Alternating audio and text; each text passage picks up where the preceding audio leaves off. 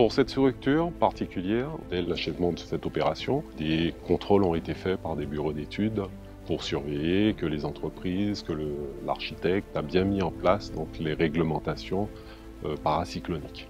Sur cette résidence Couliroux, les principaux travaux qui ont été réalisés pour subvenir aux risques paracycloniques, c'est tout d'abord la dalle anticyclonique qui est réalisée au dernier étage du bâtiment qui palliera en cas de désordre sur la toiture lié au fort vent et aux fortes pluies lors de la survenance d'un cyclone.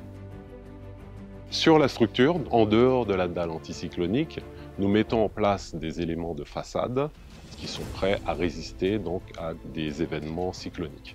Sur le parc ancien de la SMHLM, donc il y a des programmes de remplacement de certains composants qui vont résister ou qui vont pallier donc aux risques cycloniques tels que les toitures, tels que les menuiseries.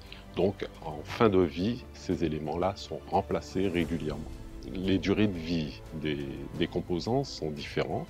Pour les toitures, c'est entre 20 et 25 ans. Pour les menuiseries, nous allons plutôt vers des délais plus longs, 30 à 50 ans, en fonction du type de menuiserie.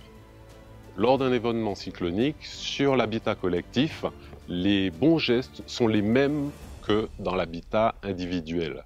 Donc, rester chez soi, se tenir informé, fermer les fenêtres, dégager donc les éléments proches des menuiseries, les portes, et attendre que le phénomène passe.